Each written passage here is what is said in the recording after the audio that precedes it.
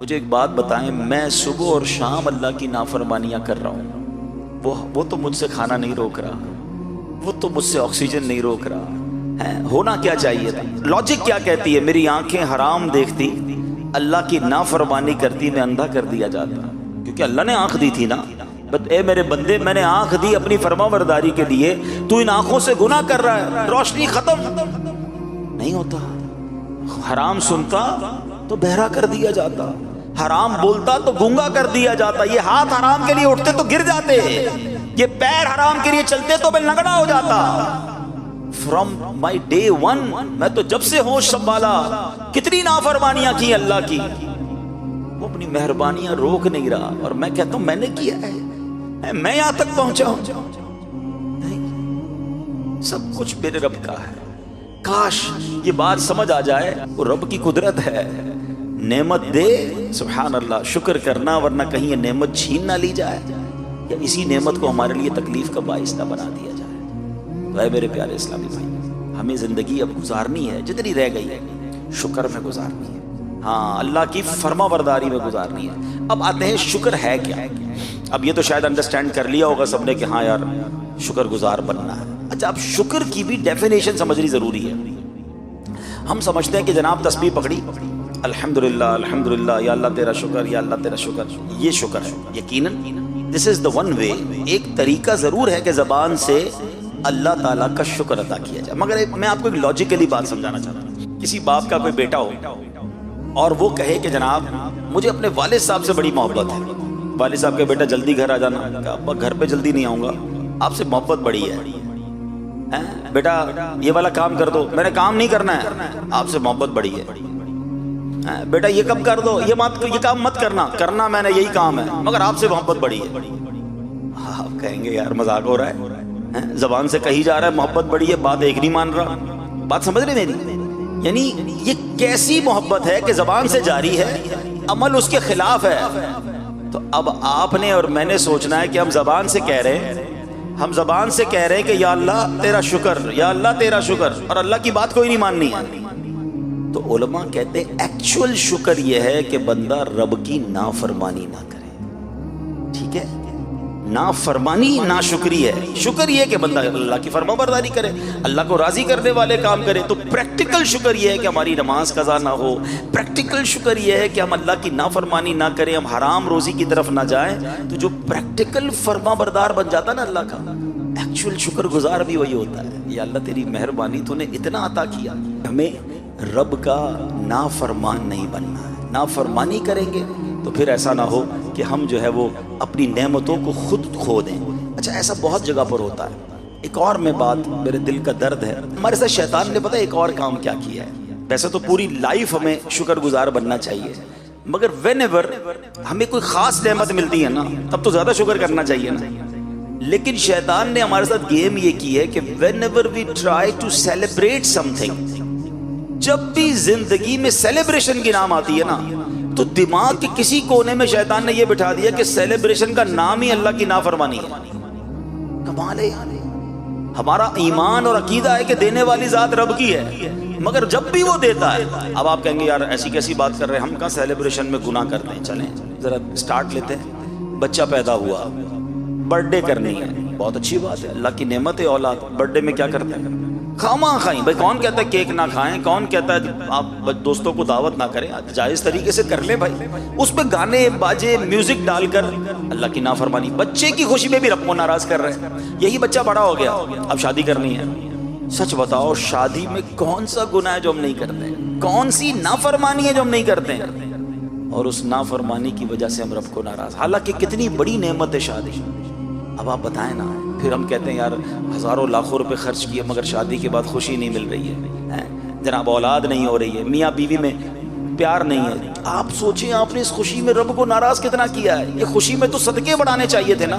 ہمارے بہت اچھے دوست ہیں، رشتہ دار بھی ہمارے، بہت اللہ نے مال دیا ان کو، ان کے بچوں کی شادی میں ایک بار جانا ہوا تو بڑا نارمل سا فنکشن تھا، بڑی نارمل سی دعوت تھی، اور ایک ہی دعوت کی انہوں نے، وہ لمبی لسٹ بھی نہیں تھی دعوت کی۔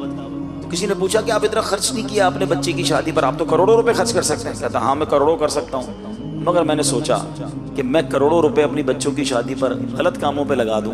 اب میرا فارمولہ یہ ہے کہ میں اپنے ہر بچے کی شادی میں 2 غریب بچوں کی شادیاں کراتا ہوں, اور اس کا فائدہ یہ ہوتا ہے کہ وہ 2 جوڑے جو ہے نا ساری زندگی میرے بچے کے لیے دعا کرتے رہتے ہیں, اللہ اس کو خوشیاں دے دیتا ہے. بھئی خرچ کرنے کے اور بھی تو طریقے ہیں نا, سیلیبریشن کے اور بھی تو انداز ہیں. اصل میں ہم پتہ نہیں کدھر کھو گئے ہیں کہ جب بھی اب نیا کاروبار لیا, کاروبار کی اوپننگ سیریمنی دیکھیں وہ میوزیکل شو ہو رہا ہے. کیوں ہم غلط چیز شامل کر, قرآن خوانی کر لے بھائی. اچھا آپ کو قرآن خوانی نہیں کرنی, دعوت کھلائیں, دعوت تو کھلا لیں, اچھی نیتوں سے کھلائیں گے, اس کا بھی ثواب ملے گا.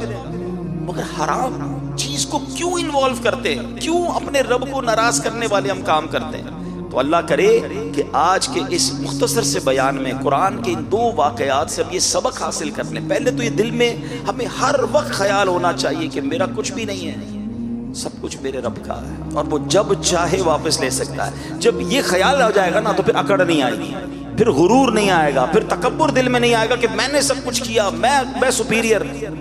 تو کچھ بھی نہیں, مجھ پر مہربانیاں ہو رہی ہیں, مجھ پر احسان ہو رہے ہیں, مجھ پر کرم نوازیاں ہو رہی ہیں. اے مالک یہ جاری رکھی ہو, یہ واپس مت لے لینا. اللہ کے نبی علیہ الصلوۃ والسلام کی دعا پڑھے نا, اللہم انی اعوذ بک من زوال نعمتک. حدیثوں میں یہ دعا موجود ہے, اے اللہ میں زوال نعمت سے تیری پناہ مانگتا ہوں. یہ مانگا کرو دعائیں, یہ نعمتوں کو زوال لگنے میں دیر نہیں لگتی. بس اللہ کرے کہ ہم شکر گزار رہے, مٹا دے اپنی ہستی کو اگر کچھ مرتبہ چاہے, مٹا دے اپنی ہستی کو اگر کچھ مرتبہ چاہے, کہ دانا خاک میں مل کر گل گلزار ہوتا ہے. عاجزی کا انداز اختیار کریں گے, اللہ ترقی عطا فرمائے گا. نبی پاک علیہ السلام کی ایک اور بڑی پیاری دعا ہے, اس سے اندازہ ہوگا کہ اللہ کے حبیب علیہ السلام دنیا سے آپ کا تعلق کیسا تھا اور رب سے تعلق کیسا تھا. اور یہ دعا ایکچولی ٹیچنگ بھی ہے ہمارے لیے. دعا کیا ہے؟ اللہم انی اعوذ بک من دنیا تمنع خیر الآخرہ. اے اللہ پاک میں ایسی دنیا سے تیری پناہ چاہتا ہوں جو آخرت کی بھلائی سے روک دے. دنیا دنیا دنیا, صبح و شام دنیا, صبح و شام مال, صبح و شام جناب دنیا کے خواب, اور آخرت بھلائے بیٹھے. اللہ کے حبیب کیا عرض کر رہے ہیں, اے اللہ میں ایسی دنیا سے تیری پناہ چاہتا ہوں جو آخرت کی بھلائی سے روک دے. اب آگے سنیے, وَأَعُوذُ بِكَ مِنْ حَيَاةٍ تَمْنَعُ خَيْرَ الْمَمَاتِ. اے اللہ ایسی زندگی سے تیری پناہ مانگتا ہوں جو اچھی موت سے روک دے. زندگی تو کمال ہو گئی نا, او گاڑیاں لش پش, زندگی کے ساری لگزریز حاصل کر لی, موت اچھی نہ ہوئی تو کیا کرنا ہے زندگی کا؟ یہ تو تھوڑی ہے نا, اصل تو وہ لائف ہے. دعا کرو کہ لائف ایسی گزرے کہ موت اچھی ہو جائے. ہاں زندگی ایسی گزارو کہ آخرت اچھی ہو جائے. کیا خوبصورت قول ہے ایک بزرگ کا, فرماتے زمین کے اوپر کام اور زمین کے اندر آرام. اللہ زمین کے اوپر ایسا کام کروا لے کہ جب زمین کے اندر جائے نا تو مار نہ پڑے, ادھر آرام کرے. ادھر آرام کرنا ہے, ادھر تھوڑی آرام کرنا ہے. ادھر غفلت کی نیند سوئے ہوئے ہیں, ادھر نمازیں قضا ہو رہی ہیں, ادھر حرام کام چل رہے ہیں, ٹینشن ہی کوئی نہیں. ادھر جاگنا ہے, ادھر فکر کرنی ہے, جاگنا ہے, جاگ لے افلاک کے سائے تلے, حشر تک سوتا رہے گا خاک کے سائے تلے. ادھر سونا ہے نا تو ادھر آسان نیند چاہیے, ادھر برکت جب ملے گی جب دنیا اچھی گزاری ہوگی. کیا خوبصورت نبی پاک کے الفاظ تو ویسے ہی کمال ہے نا, ایک جملے میں پورا چیپٹر ہے. کیا فرمایا؟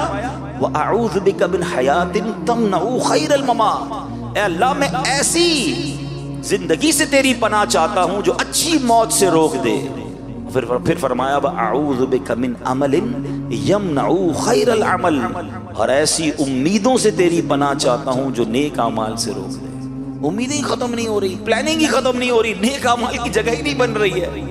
تو اللہ کرے کہ یہ دعا ہمارے حق میں بھی قبول ہو جائے. ہم نبی پاک کی اس دعا کے ساتھ اللہ کرے کہ ہم اپنی لائف گزارے. ایک مرتبہ پیارے آقا علیہ الصلوۃ والسلام کی بارگاہ میں ایک شخص حاضر ہوا, کہتا ہے یا رسول اللہ صلی اللہ علیہ وسلم مجھے کیا ہو گیا کہ میں موت کو پسند نہیں کرتا. یعنی میرا دل دنیا کی طرف مائل ہے اور اپنے دل میں آخرت کی طرف میں میلان کم پاتا ہوں, اور موت تو جنت میں پہنچنے کا راستہ ہے مگر مجھے موت ہی پسند نہیں ہے. اچھا ایسے ہم میں سے بھی بہت سارے لوگ ہوں گے جب بھی موت کی بات آتی ہے ڈر جاتے ہیں, خوف مبتلا ہو جاتے ہیں, آخرت کی بات نہ کرو, مرنے کی بات نہ کرو. کہتا حضور مجھے پتا ہے جنت میں جانے کا راستہ ہی موت ہے, موت آئے گی تو جنت میں جاؤں گا نا, مگر میرا دل اس طرف نہیں کھنچتا ہے, مجھے میلان نہیں ہے, مجھے مزہ نہیں آتا. سبحان اللہ. نبی پاک نے جو فارمولہ دیا ہے نا وہی سمجھ لے آج میرے پورے بیان کا حاصل ہے. اللہ کے حبیب علیہ السلام نے فرمایا کہ کیا تمہارے پاس مال ہے؟ عرض کی جی ہاں یا رسول اللہ مال ہے. فرمایا اپنا مال صدقہ خیرات کر کے آگے بھیج دو، آخرت کی طرف بھیج دو. تو کیونکہ آدمی کا دل اپنے مال کے ساتھ ہوتا ہے، اگر یہ اپنے مال کو آگے بھیج دے گا نا تو اپنے مال سے ملنا چاہے گا، اور اگر مال کو پیچھے چھوڑ دے گا تو آگے جانے کا دل ہی نہیں ہوگا، پیچھے پیچھے کی طرف دل مائل رہے گا. حدیث کا خلاصہ عرض کر رہا ہوں، اب اس کو ذرا لاجیکلی سمجھیے گا. آپ میں سے کئی لوگ ہیں مثال کے طور پہ جو کراچی کے رہنے والے ہیں، لیکن اگر آپ نے اپنی کوئی انویسٹمنٹ لاہور میں کی ہوئی ہے، کوئی فیکٹری آپ نے ڈال دی اسلام آباد میں، اب دل کدھر ہے؟ ہر تھوڑے دنوں بعد اسلام آباد میں رہتا ہے. کیوں یار؟ بزنس تو وہی ہے نا. انسان کا دل اس کے مال کے، لوگ امریکہ چلے گئے، یورپ چلے، کیوں؟ ادھر پیسہ ہے ان کا، ادھر ان کی انویسٹمنٹس ہیں، ادھر ان کی چیزیں ہیں. سبحان اللہ. کیا نبی پاک نے جو فارمولہ سمجھ آ جائے نا کہ بندے کا دل اس کے مال کے ساتھ ہوتا ہے. اگر آخرت سے محبت کرنی ہے تو مال آگے بھیج دو، تمہیں ٹینشن ہی نہیں ہوگی. ادھر بھی میری پراپرٹی بنی ہوئی ہے، ادھر بھی میرا انشاءاللہ جنت میں محل تیار ہے، ادھر بھی میں نے اللہ کی راہ میں صدقہ خیرات کیا ہوا ہے، میری تیاری پوری ہے. سبحان اللہ. یہ بات اگر سمجھ آ جائے نا کہ ادھر کی تیاری ہے کہ نہیں. حضرت عمر بن عبدالعزیز رضی اللہ تعالیٰ ایک بار ایک قافلے میں جا رہے تھے، خلیفہ مروان کے ساتھ ایک بڑا سا قافلہ تھا، بڑے بڑے بادشاہ بھی تھے، لیڈرز آف دا نیشن اس کے ساتھ جا رہے تھے. تو سب نے اپنا اپنا مال جو تھا نا وہ آگے بھیج دیا. سب نے اپنا اپنا مال آگے بھجوا دیا. کیونکہ مال کیوں بھجوانا ہوتا تھا کہ گھوڑوں پہ جاتے تھے، اونٹوں پہ جاتے تھے، تو کسی بھی شہر میں جائیں تو وہاں ٹینٹ لگانے پڑتے تھے، گھر بنانے پڑتے تھے. تو سب نے اپنے ٹینٹس اور اپنے خادمین بھیج دیے کہ جب ہم ٹریول کر کے وہاں پہنچیں تو تکلیف نہ ہو. حضرت عمر بن عبدالعزیز نے کوئی سامان نہیں بھجوایا تھا. جب ٹریول پورا ہوا، جیسے ہی وہاں پہنچے تو سب کے کیمپس ریڈی تھے، سب اپنے اپنے کیمپوں میں چلے گئے. حضرت عمر بن عبدالعزیز کے پاس تو کوئی کیمپ نہیں تھا. تو بادشاہ کو یاد آیا کہ حضرت عمر بن عبدالعزیز کو ڈھونڈو، انہوں نے تو کیمپ بھجوایا نہیں تھا. ڈھونڈتے ڈھونڈتے گئے تو وہ کسی درخت کے نیچے بیٹھ کے رو رہے تھے. تو پوچھا گیا آپ کیوں رو رہے ہیں؟ ٹینٹ ہم دے دیتے ہیں آپ کو، آپ روئیں تو نہ. کہتے مجھے قیامت کا دن یاد آ گیا، تم سب نے اپنا سامان بھیجا تھا، منزل پر پہنچے تو اپنے اپنے خیموں میں چلے گئے. میں نے سامان بھیجا نہیں تھا تو میں کھلے آسمان تلے رہ گیا. اگر آخرت میں بھی ایسا ہی ہوا کہ جن جن لوگوں نے اچھے اعمال کر کے آگے نیکیاں بھیجی ہیں ان کو تو ریوارڈ مل جائیں گے، ان کو جنتی گھر مل جائیں گے، اور اگر میرا کوئی عمل نہ ہوا تو میں تو بے سر و سامان رہ جاؤں گا. اللہ کے اتنے نیک بندے ہو کر ایسا فکر آخرت. مگر یہ واقعہ ہم سب کے لیے کتنا درس ہے. ہم سب کے گھر ہیں یہاں پر، ہم سب کی چیزیں ہیں یہاں پر، وہاں ہے کہ نہیں؟ اور وہاں زیادہ رہنا ہے، کہیں وہاں پھنس نہ جائے. اللہ کرے دل میں اتر جائے میری بات. تو پیارے اسلامی بھائیوں، دعوت اسلامی کے پیارے ماحول میں ایسی باتیں سکھائی جاتی ہیں. ہمیں اس ماحول میں بہت کچھ آخرت کی یاد دلائی جاتی ہے. یہ اجتماع کیوں کیے جاتے ہیں؟ دعوت اسلامی کا تو خرچ ہوتا ہے نا. ہمیں کیوں بلایا جاتا ہے؟ آپ کو میسج کیے جاتے ہیں، آپ سے فالو اپ کیا جاتا ہے، آپ کو بلایا جاتا ہے. یہ ہمارے لیے بلایا جاتا ہے. ہم اتنی دیر جو یہاں بیٹھے گناہ سے بچے ہوئے ہیں نا، اللہ رسول کا ذکر سن رہے ہیں، قرآن کی باتیں سن رہے ہیں، یہی وقت کام آئیں گے. اور کاش یہ باتیں دل پہ اثر ہو جائیں اور ہمیں یقین ہو جائے کہ جو کچھ ہے میرے رب کا ہے اور اب میں نے زندگی اسی کی فرمانبرداری پہ گزاری. پھر تو سبحان اللہ. اب میں بات کروں گا ایک ایسی قوم کا اور ایک ایسے گارڈن کا کہ جس کا تصور کریں، امیجنیشن کریں تو عقل حیران ہو جاتی ہے. سبحان اللہ. قرآن کہتا ہے، اچھا یہ جو 22ویں پارے میں یہ پوری قرآن پاک کی سورت ہے، سورہ سبا. یہ کسی قوم تھی جس کا نام ہی قوم سبا تھا. یہ اس قوم کا واقعہ ہے. ان کو اللہ نے کتنا نوازا تھا، اب ذرا سنتے جائیے گا. قرآن میں رب فرماتا ہے، بے شک قوم سبا کے لیے ان کی آبادی میں نشانی تھی. 2 باغ تھے، ایک دائیں طرف دوسرا بائیں طرف. اپنے رب کا رزق کھاؤ اور اس کا شکر ادا کرو. پاکیزہ شہر ہے اور بخشنے والا رب. اللہ اکبر. یہ کیسی قوم تھی؟ اللہ کریم نے، یاد رہے، سبا عرب کے علاقے یمن کی حدود میں واقع ایک قبیلے کا نام تھا. یہ ٹرائب کا نام تھا. اور یہ قبیلہ اپنے دادا سبا بن یشجب بن یعرب بن قحطان کے نام سے مشہور تھا. ایک پرسنالٹی کا نام تھا، پھر ایک قبیلے کا نام پڑ گیا. اور سبحان اللہ، اب قرآن میں سورہ سبا موجود ہے. حضرت عبداللہ ابن عباس رضی اللہ عنہ فرماتے ہیں کہ رسول اللہ صلی اللہ علیہ وسلم سے سوال کیا گیا کہ سبا کسی مرد کا نام ہے، عورت کا، یا کسی سرزمین کا نام ہے؟ سرکار دو عالم صلی اللہ تعالی علیہ وسلم نے فرمایا کہ سبا ایک مرد تھا، اس کے 10 بیٹے تھے، ان میں سے 6 یمن میں آباد ہو گئے، 4 شام میں سیریا میں چلے گئے۔ اب آیت کا خلاصہ کیا ہے؟ یمن کے حدود میں جب یہ لوگ آباد تھے، اللہ پاک کی وحدانیت اور قدرت پر دلالت کرنے والی ایک نشانی یہ تھی کہ ان کے باغ میں، ان کے شہر معرب کے دونوں طرف کثیر باغات تھے، ان باغات میں پھلوں کی کثرت تھی۔ ان لوگوں تک انبیاء کرام کے ذریعے یہ کہا گیا اپنے رب کا رزق کھاؤ، انجوائے کرو اپنی لائف کو، مگر اللہ کی عبادت کرو، اللہ کا شکر بجا لاؤ۔ تمہارا شہر پاکیزہ ہے، جس میں لطیف آب و ہوا ہے، صاف ستھری سرزمین ہے۔ آپ کو پتا ہے وہ کتنی پیور ایئر تھی؟ میں بھی پچھلے دنوں نیوزی لینڈ گیا، میرے لیے بڑی شاکنگ بات تھی۔ یہ ضرور پتا تھا کہ وہاں کی آب و ہوا بڑی اچھی ہے، مگر مجھے بتایا گیا کہ نیوزی لینڈ کی ہوا جو ہے یا فجی کی جو ہوا ہے وہ باقاعدہ کینز میں پیک کر کے کئی ملکوں کو ایکسپورٹ کی جاتی ہے۔ میں سمجھا میرے ساتھ کچھ مذاق کر رہے ہیں، لوگ کہہ رہے ہیں نہیں عبدالحبیب بھائی ایسا ہی ہے، چائنا میں آپ دیکھیں کہ یہ باقاعدہ جو $1 میں $2 میں نیوزی لینڈ کی ہوا ملتی ہے، لوگ اس کو اسمیل کرتے ہیں۔ مجھے پھر بھی یقین نہیں ہے، پھر میں نے انٹرنیٹ پر سرچ کیا تو واقعی ایسا تھا کہ آج بھی پیور ایئر کی اتنی ویلیو دنیا میں ہے کہ کئی لوگوں کو یہ کریز ہوتا ہے کہ ہم صاف ستھری ہوا لیں، اور میں نے وہاں دیکھا لوگ بڑی لانگ لائف جیتے ہیں، ہوا بڑی اچھی ہوتی ہے، صحت مند رہتے ہیں۔ مگر قرآن کہتا ہے سبا کے لوگوں کے پاس جو شہر تھا نا، اس شہر کی ہوا ایسی تھی جس پہ کوئی مچھر ہی نہیں تھا، کوئی مکھی نہیں تھی، کوئی کھٹمل نہیں تھا، سانپ بچھو کوئی نہیں تھا، بلکہ پاکیزگی کا عالم یہ ہوتا کہ کوئی دوسرے شہر کا آدمی اس شہر سے صرف گو تھرو کر لیتا، گزر جاتا، تو اگر اس کے جسم پر کوئی جوئیں یا کیڑے ہوتے وہ بھی مر جاتے تھے۔ اتنی پیور ایئر اللہ نے دی۔ اللہ اکبر، فرمایا اب اس نعمت پر اللہ نے ایسی آب و ہوا، اتنے زبردست باغات کا عالم یہ تھا، کوئی شخص اپنے سر پہ ٹوکرا اٹھا کر ان باغ سے گزرتا تھا تو خود ہی باغ سے پھل گر کر اس کے ٹوکرے میں بھر جاتے تھے۔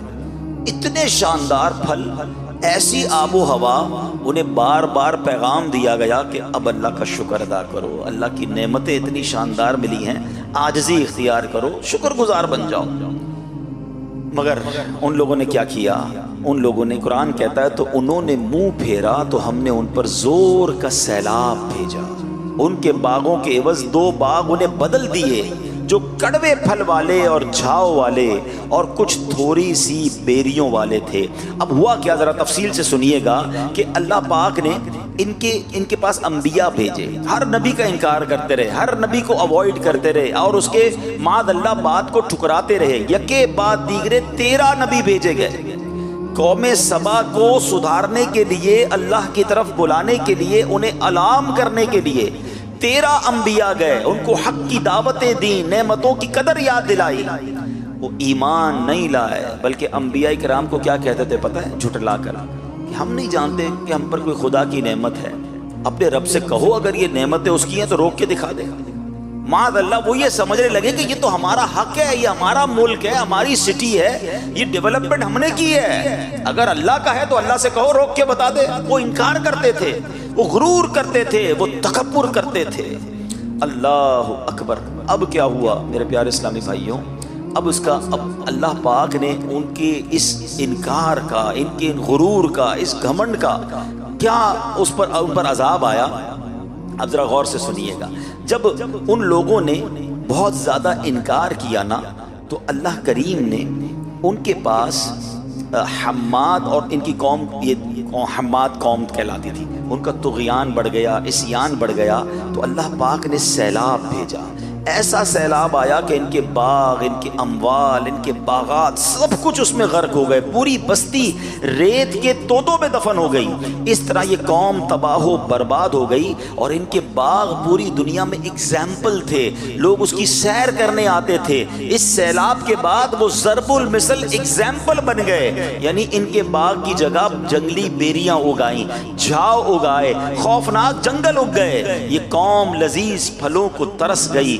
اللہ اکبر۔ اے میرے پیارے اسلامی بھائیوں، اس واقعے میں ہم سب کے لیے بہت کچھ درس عبرت ہے کہ جب رب ناراض ہوتا ہے، رب کی نعمتوں کی قدر نہیں کی جاتی تو پھر کیا ہوتا ہے۔ اچھا اب اس قوم پر سیلاب کیسے آیا، یہ بھی اللہ کی قدرت کا نظارہ دیکھیے گا۔ قوم سبا کے بستی کے کنارے کے پہاڑوں کے دامن میں بند باندھ کر ملکہ بلقیس نے 3 بڑے بڑے تالاب اوپر نیچے بنا دیے تھے۔ 3 تالاب تھے مگر 3 سٹوری بڑے بڑے تالاب تھے۔ اب ایک چوہے نے، اللہ کی طرف سے جب عذاب آتا ہے نا، رب اپنی قدرت کا نظارہ بھی ایسے ہی دکھاتا ہے۔ اتنی بڑی قوم، اتنا کر و فر، ایک چوہا اس نے اللہ کے حکم سے بند کی دیوار میں سوراخ کر دیا۔ اب پانی نکلنا شروع ہوا، اب پانی کا پریشر آیا تو وہ شگاف بڑا ہوتا چلا گیا، وہ سوراخ بڑا ہوتا چلا گیا، یہاں تک کہ بند کی دیوار ٹوٹی۔ اب وہ پورا پانی سیلاب کی صورت میں ان کی قوم پر آیا۔ یہ اپنے گھروں میں غافل تھے، چین کی بانسری بجا رہے تھے، غرور اور تکبر اور گھمنڈ میں جی رہے تھے۔ ایسا سیلاب آیا کہ ان کا تمام مال و اسباب جو ہے وہ برباد ہو گیا۔ یہ ایک قرآنی واقعہ جو سورہ سبا، جس وجہ سے سورہ سبا اسے کہا جاتا ہے، یہ قوم سبا کا ایک واقعہ ہے۔ ایک اور واقعہ قرآن مجید، ایکچولی میں نے جیسے شروع میں کہا، اتنی زبردست گائیڈ لائن ہے ہمارے لیے، ہم پڑھیں نا تو اتنا کچھ سیکھنے کو ملتا ہے۔ اچھا یہ بھی باغ والوں کا ہی واقعہ ہے، اب ذرا سنیے گا۔ پہلے قرآن پاک کی ایک آیت پڑھ دیتا ہوں، اور یہ آیت ہے 29ویں پارے کی سورہ قلم کے اندر، ٹھیک ہے۔ اللہ قرآن میں فرماتا ہے، ترجمہ، بے شک ہم نے انہیں جانچا جیسا باغ والوں کو جانچا تھا، جب انہوں نے قسم کھائی کہ ضرور صبح ہوتے ہی اس باغ کو کاٹ لیں گے۔ اب یہ بڑا امیزنگ واقعہ ہے کہ یہ باغ یمن کے شہر صنعاء سے 2 فرسنگ یعنی 6 میل کے فاصلے پر تھا۔ اس باغ کا مالک ایک بڑا نیک مرد تھا، وہ باغ کے پھل کثرت سے فقراء کو دیتا تھا، بڑی چیریٹی کرتا تھا۔ اس کی عادت یہ تھی کہ جب باغ میں جاتا تو فقیروں کو بلا لیتا، غریبوں کو بلا لیتا، تمام گرے پڑے پھل جو ہے فقیر لے لیتے، پھر باغ میں بستر بچھا دیے جاتے، پھل توڑے جاتے، جتنے پھل بستروں پر گرتے وہ بھی فقراء کو دے دیے جاتے، جو خالص اپنا حصہ ہوتا اس سے بھی وہ 10واں حصہ فقیروں کو دے دیتا تھا۔ اس طرح کھیتی کاٹتے وقت اس نے بہت سارے فقراء کے حقوق مقرر کیے ہوئے تھے کہ جب بھی کھیتی کٹے گی فقیروں کو اتنا دیا جائے گا، اتنا فیصد دیا جائے گا، بانٹا جائے گا۔ بڑا سخی آدمی تھا۔ اس کے انتقال کے بعد اس کے 3 بیٹے وارث تھے اس کے۔ اب بیٹے ابو کی چیریٹی دیکھتے تھے، ہونا تو یہ چاہیے تھا کہ لیگیسی میں اپنے باپ کی سخاوت کو کنٹینیو کرتے۔ اب انہوں نے مشورہ کیا کہ اگر جتنا ابو بانٹتے تھے ہم بھی اتنی خیرات کریں گے تو ہمارے حصے میں تو کم آئے گا، ہمارے پاس تو جو ہے وہ پیسے کم ہو جائیں گے، ہم اللہ کی راہ میں اتنا بانٹیں گے۔ تو انہوں نے کہا ایسا کریں، کل ہماری کھیتی کاٹنی ہے۔ تینوں نے مل کر قسم کھائی کہ صبح جلدی پہنچ جاتے ہیں، فقیروں کو نہیں بتاتے جو ہر بار آتے ہیں غریب لوگ، ہم سارا مال خود ہی جو ہے نا وہ کاٹ کے اپنے پاس رکھ لیں گے۔ صبح ارلی مارننگ پہنچ گئے اپنے باغ۔ اللہ اکبر! پھر کیا ہوا، جب باغ میں پہنچے تو اللہ کے حکم سے رات ایک آگ اس باغ میں آئی اور صبح تک وہ سارا باغ جل کر سیاہ ہو گیا، ٹھیک ہے۔ جب صبح یہ اپنے باغ میں پہنچے نا تو کہنے لگے ہم کسی اور باغ میں آ گئے ہیں، یہ تو باغ ہے ہی نہیں، یہاں پر تو سب جل کے خاراخ ہو گیا ہے، ہم غلطی سے راستہ بھول گئے ہیں۔ مگر آس پاس کی دیواروں اور تمام چیزوں کی جب نشانیاں دیکھی تو قرآن کہتا ہے انہیں احساس ہو گیا کہ یہ تو ہمارا ہی باغ تھا، اور اب انہیں احساس ہوا کہ ہم نے بری نیت کی، ہم نے اللہ کی راہ میں خرچ کرنے سے ہاتھ روکنے کی نیت کی، ہم نے اللہ کو ناراض کیا اور ہمارا سب کچھ چلا گیا۔ ان لوگوں نے پھر اللہ کی بارگاہ میں رو رو کر توبہ کی۔ طویل واقعہ، میں اس کو سمرائز کر رہا ہوں۔ انہوں نے رو رو کر توبہ کی۔ ایک بھائی کہتا ہے کہ میں تمہیں نہیں کہتا تھا کہ اللہ کی تسبیح کیوں نہیں کرتے، برے ارادے سے توبہ کیوں نہیں کرتے، اللہ کی نعمت کا شکر کیوں نہیں بجا لاتے۔ اب سب ایک دوسرے کی طرف دیکھنے لگے، رونے لگے کہ واقعی ہم سے مسٹیک ہو گئی، ہم نے اللہ کو ناراض کیا، ہمارا سب کچھ چلا گیا۔ ہم اللہ کی راہ میں تھوڑا دیتے تھے، اللہ ملٹی پلائی کرتا تھا، مگر ہم نے تو سبھی ضائع کر دیا۔ اللہ اکبر! اب سب نے اللہ کی بارگاہ میں توبہ کی۔ سبحان اللہ! تفسیر قرآن میں لکھا اللہ نے اس سے بہتر باغ انہیں عطا فرما دیا، توبہ قبول فرمائی اور اس سے بہتر مال عطا فرمایا، اس میں بھی کثیر پیداوار ہونی شروع ہو گئی۔ These are the two beautiful incidents from قرآن مجید فرقان حمید، ایک سورہ قلم میں اور ایک سورہ سبا میں۔ دونوں کا میسج کیا ہے؟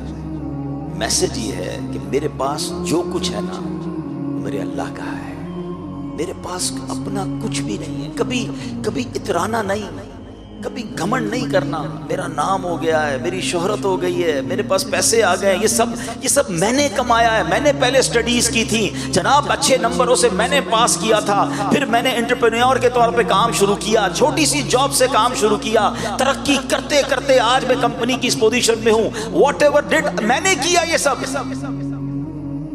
میں نے کچھ نہیں کیا، جو کچھ ہے میرے رب کا ہے۔ جس نے ناشکری کرنا شروع کی نا، جس نے اترانا شروع کیا، جس کے دل میں یہ خبط سوار ہو گیا کہ جناب یہ میری اسٹرگل ہے، ارے جناب اگر اسٹرگل کرنے والے ہی کامیاب ہوتے تو ہم سے زیادہ عقل مند لوگ اس وقت بے روزگار ہیں، ہم سے زیادہ اللہ کے نیک بندے پریشان بھی ہیں۔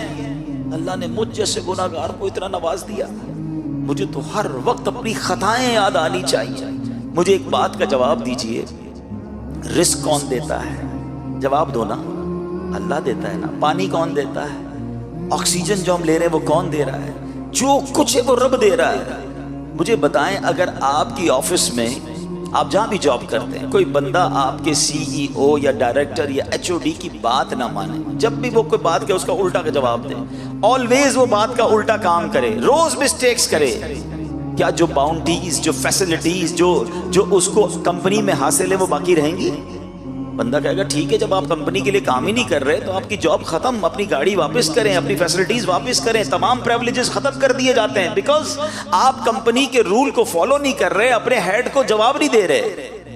ایک قرآن پاک کی میں آیت کا جز پڑھ رہا تھا، اللہ اکبر، اگر یہ بات سمجھ آ جائے نا، سبحان اللہ سبحان اللہ، قرآن مجید میں اللہ کریم نے خود فرمایا، اور کاش یہ بات ہمارے دل میں اتر جائے کہ سب کچھ ہمارے رب کا ہے، جو کچھ ہے وہ ہمارے مالک کا ہے۔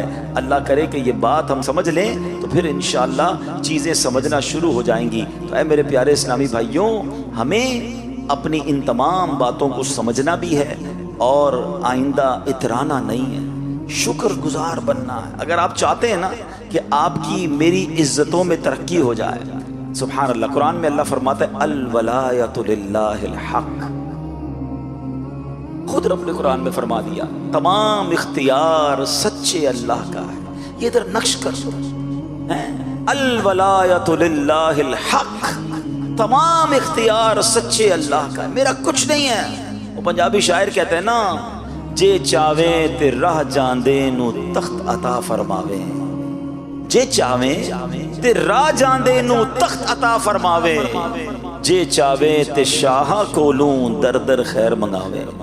رب چاہے نا تو روڈ پر چلنے والے کو بادشاہت عطا فرما دے، اور رب چاہے تو بادشاہ کو پل میں فقیر بنا دے۔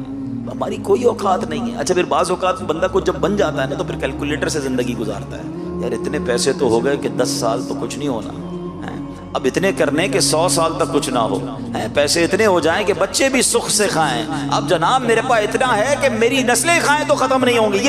یہ بندہ پھر آہستہ آہستہ ہونا تو کیا چاہیے تھا کہ رب نے دیا نا، میں اور شکر گزار ہوتا، میں اور عاجزی کا اظہار کرتا، مگر اب بندہ کہتا ہے میرے پاس تو اتنا آ گیا کہ اب ٹینشن ہی نہیں ہے، کوئی نہیں کرنی جاب، بھائی کیوں کسی کی بات سنوں؟ میں نہیں کہتا ترقی نہ کریں، مگر گھمنڈ تو نہ لائیں نا اپنے اندر، اللہ سے تو جڑے رہیں، اس کی بارگاہ سے تعلق تو کم نہ ہو جائے، ادھر سے کنیکشن تو اور بڑھنا چاہیے۔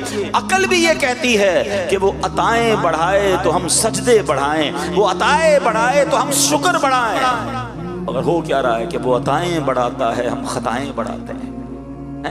جب اب پیسے تھوڑے تھے، مقام چھوٹا تھا، جاب چھوٹی تھی، تو گناہ بھی تھوڑے تھے۔ جیسے جیسے جناب ترقی ہوتی گئی، کاش نیکیوں میں ترقی ہوتی، گناہوں میں ترقی ہونے لگی۔ بھائی میں تو انتظار میں تھا یار، اتنے پیسے آئیں گے تو یہ والی عیاشی کرنی ہے، یہ والا کام ہو جائے تو یہ والا گناہ کرنا ہے۔ یہ کیا کر رہے ہیں ہم؟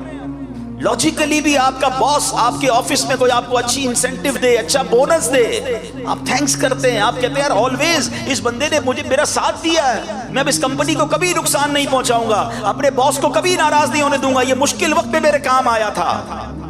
بالکل ٹھیک ہے، دنیا میں جو اچھا کرے اس کے ساتھ اچھا ہی برتاؤ کرنا چاہیے، مگر صرف دنیا میں۔ جس رب نے بچپن سے لے کر آج تک مجھے عطائیں فرمائی، پیدا ہونے سے لے کر اب تک میں اس کی نعمتوں کے بوجھ تلے دبتا جا رہا ہوں، وہ ناراض ہو جائے اس کی کوئی فکر نہیں۔ اور یہ کبھی خبط سوار نہ کرنا کہ میرا بہت کچھ ہے اور میں جناب اب مجھے کچھ نہیں ہو سکتا. قوم سبا کا واقعہ بتا رہا ہے, یہ باغ والوں کا واقعہ بتا رہا ہے. چلے آپ کہیں گے عبدالحبیب بھائی یہ تو ہزاروں سال پرانے واقعات سنا رہے ہو, 2022 کی بات ہے نا, ترکیہ میں زلزلہ آیا, میں خود وٹنس ہوں اس ارتھ کویک کا. 40 سیکنڈ 40 سیکنڈ کے اندر کیا ہوا, ارب پتی لوگ روڈ پہ آ گئے, فیکٹریاں تباہ ہو گئی ودن 40 سیکنڈز, بلڈنگیں گر گئیں. میں نے ایک رات گزاری ہے, میں نے زندگی میں بہت ٹریول کیا ہے, یہ وقت نہیں ہے اس پر بات کرنے کا, مگر میں اس رات کو نہیں بھولتا ہوں. وہ رات میں نے ہتائی سٹی ہے ترکیہ کی, میں نے وہ رات وہاں گزاری. دیٹ واز میری زندگی کی مشکل ترین رات تھی. اس کی 2-3 وجوہات تھی. ایک تو ٹھنڈ تھی, ٹھیک ہے, ہم ایک گاڑی کے ساتھ گئے تھے سامان لے کر, ایک ہمارے ساتھ چھوٹی وین تھی, ہم نے کہا ہم سامان بانٹیں گے. ٹریفک کی وجہ سے ہم 2 گھنٹے کا راستہ 10 گھنٹے میں ہم نے طے کیا. جب ہم پہنچے تو رات کے 1:30-2 بج گئے. وہ گاڑی والا کہتا ہے میں نے واپس جانا ہے. ہم نے اس کی منتیں کی, ترلے کیے, بھائی رک جاؤ صبح ہو جائے, ہم سامان بانٹنے آئے, ابھی رات 2 بجے ہم کس کو سامان بانٹے. لوگ بیچارے روڈوں پہ سو گئے تھے, ٹینٹ لگے ہوئے تھے, آگ جل رہی تھی, سردی کی رات تھی, عورتیں بچے خیمے میں آرام کر رہے ہوں گے. ہم نے کہا فجر ہوتے ہی ہم سامان بانٹیں گے, تم چلے جانا. اس نے کہا نہیں مجھے جانا ہے. بہرحال ہم کیا کرتے, پردیس تھا, سارا سامان اس نے روڈ پہ اتار دیا, وہ واپس چلا گیا. اب سامان تھا, ہم تھے اور ہمارے پاس ایک گاڑی تھی. اب سردی کی رات اور میں سوچتا رہا, میں یقین کریں بہت رویا. میں نے کہا یا اللہ مجھ سے ایک رات نہیں گزر رہی, یہ پورا شہر اس وقت روڈ پہ ہے, میں تو آج صبح ہوگی سامان بانٹوں گا واپس چلا جاؤں گا, یہی راتیں ساری پتہ نہیں کب تک گزاریں گے.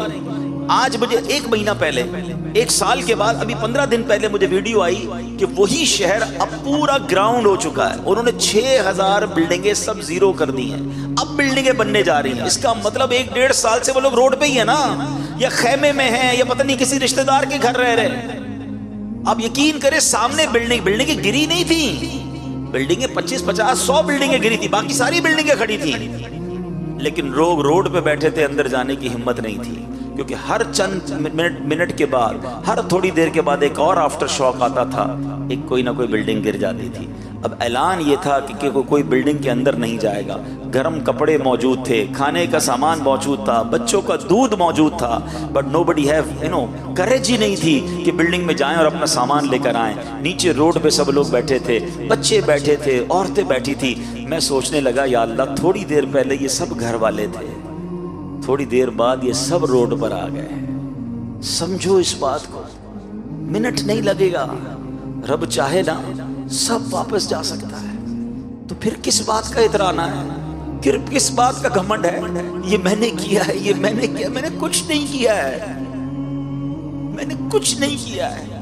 جو دیا ہے میرے رب نے دیا, اور یہ اس کا احسان ہے. میں قابل بھی نہیں ہوں. یقین جانے ہمارے گناہ اتنے ہیں کہ ہمیں تو کھانا بھی نہ ملے, پانی بھی نہ ملے, آکسیجن بھی نہ ملے. اتنے بڑے نافرمان کو کوئی عزت دیتا ہے, اتنے بڑے نافرمان کو کوئی رزق دیتا ہے, سب اس کی مہربانی ہے. اور سبحان اللہ, جو اس کو مان لیتا ہے نا, جو اس کو ایکسپٹ کر لیتا ہے, سبحان اللہ. سچ بتاؤ, ہمیں کوئی نعمت دے, کوئی تحفہ دے, ہم اس کا شکریہ ادا کریں. ہم نے کوئی کمال نہیں کیا, ارے اس کی مہربانی تھی.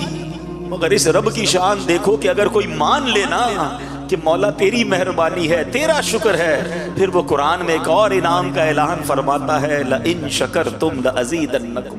میرا شکر ادا کرو میں تمہیں اور عطا کروں گا, میرا شکر ادا کرو میں تمہیں اور عطا کروں گا. اٹ مینز اگر ہم اس میں ملٹیپلیکیشن چاہتے ہیں کہ میری عزت بڑھتی رہے, میری شہرت بڑھتی رہے, میری دولت بڑھتی رہے, میری نعمتیں بڑھتی رہیں, فارمولا ایک ہی ہے, دوستی کر لو اللہ سے, احسان مانو اس کا, شکر ادا کرنا شروع کر دے. ہاں, اور جو شکر نہیں کرتے نا, حضرت حسن بصری رحمت اللہ تعالی علیہ فرماتے ہیں کہ جو بندہ اللہ کی نعمت کا شکر ادا نہیں کرتا نا, تو اللہ کریم اسی نعمت کو عذاب بنا دیتا ہے. اب یہ بڑی عجیب بات ہے کہ نعمت عذاب کیسے بن سکتی ہے. میں نے جب یہ روایت پڑھی تو میں سوچنے لگا کہ نعمت عذاب کیسے بن سکتی ہے. ہاں, نعمت عذاب بنتی ہے. پیسہ نعمت ہے نا, ہر بندہ دعا کرتا ہے یا اللہ مال میں برکت دے, مگر ہم نے دیکھا کہ کچھ لوگوں کے پاس مال نہیں تھا, ویری ویری ایزی لائف گزار رہے تھے, مزے میں تھے, تھوڑی بہت ڈیفیکلٹی تھی پیسہ نہ ہونے کی وجہ سے, مگر جب مال آیا نا ان کی لائف ہی بدل گئی. ٹینشنیں ہی بڑھ گئی ہیں. پیسے والے تو ہو گئے, سکون چلا گیا, کوئی مال چھین کے چلا گیا, کوئی قبضہ کر لیا مال نے, کڈنیپ کر لیا گیا. ارے مال آیا تو پریشان ہو گیا. کہیں ایسا تو نہیں کہ مال ملا تو ناشکری کرنا شروع کر دی, مال ہی عذاب بنا دیا گیا. زوجہ وائف بڑی نعمت ہے. کئی لوگ دعا کرتے ہیں, اچھی بات ہے, اچھی بیوی واقعی اللہ کی بہت بڑی نعمت ہے. مگر ہم نے دیکھا کئی لوگوں کی شادی سے پہلے لائف ٹھیک تھی, مگر شادی کے بعد ایسا ہوا کہ پوری زندگی برباد ہو کے رہ گئی. کیا ہوا؟ کہیں ایسا تو نہیں کہ شادی کرتے وقت اللہ کی ناشکری کر لی تھی؟ یہی بیوی, یہی رشتہ عذاب بنا دیا گیا. اولاد کتنی بڑی نعمت ہے, دعا کرتا ہے بندہ جو بے اولاد ہوتا ہے. مگر ہم نے دیکھا کہ کئی اولاد, بچہ ہوا, بڑا ہوا, باپ کو ہی مار کے گھر سے نکال دیا. ایسا بیٹا ملا کہ باپ کو ہی ذلیل کر کے رکھ دیا. ارے اولاد عذاب بن گئی.